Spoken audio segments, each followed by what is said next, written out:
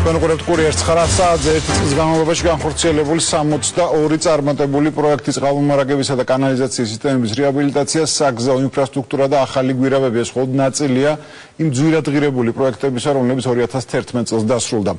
რეგიონების პარალელურად მომავალ წლიდან რეგიონული განვითარებისა და ინფრასტრუქტურის სამინისტროს მუნიციპალური განვითარების ფონდი ურბანული პროექტების განხორციელებას დედაქალაქშიც იწყებს. მასშტაბური რეაბილიტაციო სამუშაოები გურჯაანში უკვე რამდენიმე თვეა მიმდინარეობს. ამ სამუშაოების დასრულებასთან ერთად კახეთის ერთ-ერთ ყველაზე დიდ რაიონში წყალმომარაგების პრობლემა მოგვარდება. მშენებლობის პროცესში კი ადგილობრივების დასაქმების საკითხიც გადაწყდა. ადგილობრივი ხალხი, გურჯაანში მაცხოვრებელი ხალხი დავსაქმლით მაყოფილები ვართ, რომ კეთდება წყალიც და თან რომ მუშაობთ კიდევაც ჩვენ ამ სერვის ცენტრში. ძალიან ცუდად იყო ჩვენი წყლის მომარაგება. და ეხლა მაყოფილები ვიქნებით, რა თქმა უნდა, რომ ახალი ტრასა გაკავთ, ახალი წყალსადენი. 2011 წლის განმავლობაში წყალგაყვანილობის და კანალიზაციის სისტემებისარეაბილიტაციო სამუშაოები ქვეყნის სხვა რეგიონებში ჩატარდა. მათ შორის ყველაზე დიდი პროექტი ბაკურიაში განხორციელდა, სადაც უნიკალური თანამედროვე კომპიუტერული სისტემით აღჭურვილი წყლის გამწმენდი ნაგებობა აშენდა. ასეთივე ნაგებობა შენდება ბორჯომშიც. სოფელ ნიქოში კი ახალი სატუმბის სადგური გაიხსნა, რომლის მეშვეობითაც ოკუპირებული ტერიტორიების მიმდებარე სოფლების მოსახლეობას სარწყავი წყალის შეუფერხებლად მიეწოდება.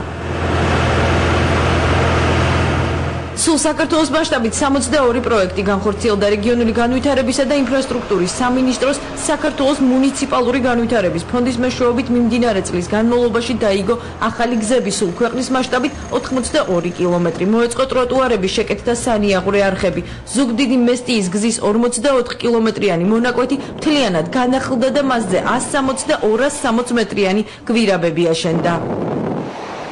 2011 წლის განმავლობაში საქართველოს მუნიციპალური განვითარების ფონდის დაფინანსებით მოხერხდა კურორტ საირმის სრული რეაბილიტაცია. იძულებით გადაადგილებულ პირთათვის კი ფოთში, ბათუმსა და წყალტუბოში საცხოვრებელი სახლები აშენდა. შესრულებული სამუშაოს შესახებ ანგარიში დღეს სასტუმრო ჰოლიდეი ინში სამინისტროსა და ფონდის ხელმძღვანელებმა წარმოადგინეს.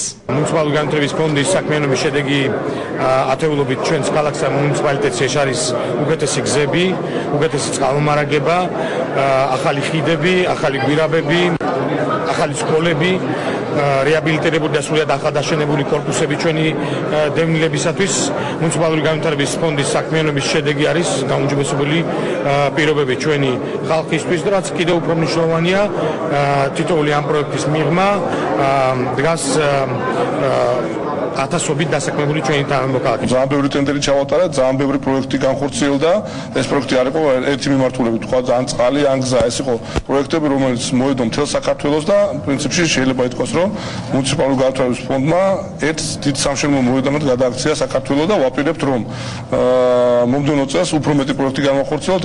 უკვე ცნობილია, რომ მომავალი წლისთვის სახელმწიფოსა და სხვადასხვა დონორი ორგანიზაციების მხრიდან მუნიციპალური განვითარების ფონდის დაფინანსება კიდევ უფრო გაიზრდება. შესაბამისად, რეგიონული განვითარებისა და ინფრასტრუქტურის სამინისტრო ბევრი ახალი პროექტის განხორციელებას გეგმავს. პირველად დაიწყება დედაქალაქში ურბანულ პროექტებზე მუშაობა. იგეგმება თელავის რეაბილიტაციაც, სადაც 150 საცხოვრებელი სახლის ფასადი შეიცვლება.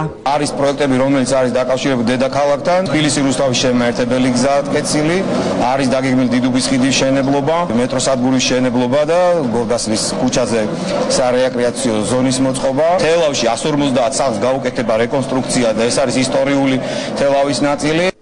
მიმდინარე წლის განმავლობაში განხორციელებულ ინფრასტრუქტურულ პროექტებზე ჯამში 20,000-მდე ადამიანი დასაქმდა. რამდენიმე მათგანი დღეს სასტუმრო ჰოლიდეი ინში სიგელითაც დააჯილდოვეს.